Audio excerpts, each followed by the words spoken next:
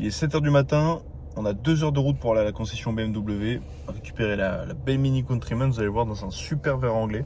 J'adore cette couleur sur les Mini, ça va trop bien. Là c'est une Mini Countryman en essence, garantie 24 mois pour mon client, donc là il est vraiment tranquille, en plus garantie par BMW directement par la marque. Le moteur il est ultra fiable en plus sur les Countryman, c'est le 1,5 litre 3 cylindres. Pour vous dire, on en avait importé une, 35 000 km, aujourd'hui elle en a plus de 180 000, donc avec les entretiens respectés etc bien évidemment, parce que sinon je pense pas que ça aurait tenu, mais c'est un moteur ultra fiable. Allez c'est parti, je vous reprends directement à la concession. La voiture, avec les belles jantes en 18 noir. Au vent, garantie 2 ans. Là il y a l'affichage tête haute, boîte automatique.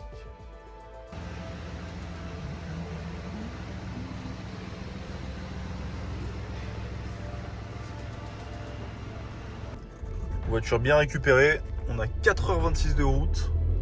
Bon, on croise parfois des belles voitures sur l'autoroute. Tout à l'heure, j'ai croisé Porsche GT3, etc. Mais là, vous allez voir, c'est sympa. Hein, c'est du 800 chevaux, je crois que c'est 830 chevaux. Hein. Incroyable. Voilà, en plus en full mat, ça se trouve, il rentre de Monaco, lui. Hein. 2,96. Là, ça commence à doit arracher le sol, ça. C'est magnifique. C'est un petit V6 hybride avec une sonorité incroyable.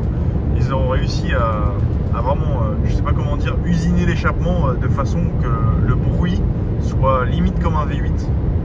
Ça a été hyper bien travaillé, voilà. Enfin, c'est malgré que ce soit un V8, un V6, c'est une voiture qui est bien réussie quand même. Je suis arrêté dans un parking pour acheter la bouteille de champagne à mon client. Désolé pour la lumière, elle est vraiment pas bonne. Là d'ailleurs, il faut que j'investisse dans un beau support téléphone.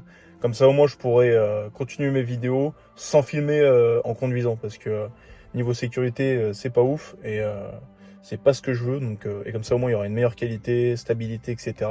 Ce sera beaucoup plus simple. En tout cas, je vais acheter un bon support téléphone qui se fixe un peu dans toutes les voitures parce que c'est galère. Parfois, ça rentre dans les ventilations, parfois pas.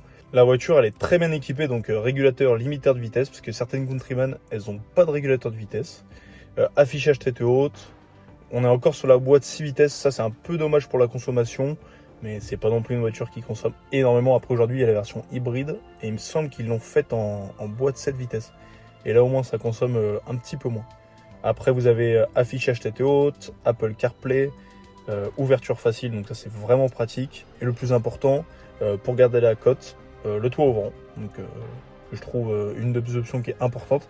Je trouve pas ça forcément utile, mais après c'est toujours mieux de l'avoir pour revendre la voiture en tout cas.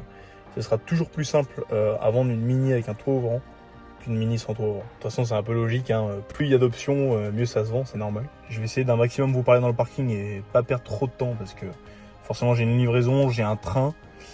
Déjà que j'ai plus d'heures de train que de voiture. Donc en fait la concession, il y a eu un retard sur une pièce qui devait arriver en gros dans le coffre. Je crois que c'était la plage arrière qui manquait. Et en gros ils ont eu un retard, donc la voiture elle s'est fait livrer un jour après. Et j'ai pas pu prendre un train, donc j'ai dû reprendre un nouveau. Et les autres, ils étaient, je crois, à 200 €, donc autant prendre un billet d'avion, quoi.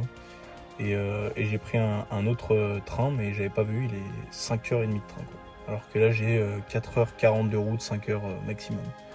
Donc là, je suis un peu dégoûté pour ça, mais bon, je pourrais quand même travailler dans le train, donc ça va. C'est le point positif, mais c'est un peu pénible. Et si vous cherchez une voiture, n'hésitez pas à aller sur vivrelautomobile.fr. Le lien il s'affiche juste ici. Comme ça au moins si vous cherchez une voiture, vous voulez l'importer, vous voulez pas vous prendre la tête à vendre une voiture. En tout cas nous ce qu'on veut c'est vraiment une expérience client unique. Donc livraison à domicile. Vous avez bien vu, je vais vous mettre une petite vidéo de quand on livre une voiture à un client. Mais c'est vraiment ce qu'on vous proposait de tout de A à Z. Vous n'avez rien à faire, papier, carte grise, plaque d'immatriculation si c'est en importation.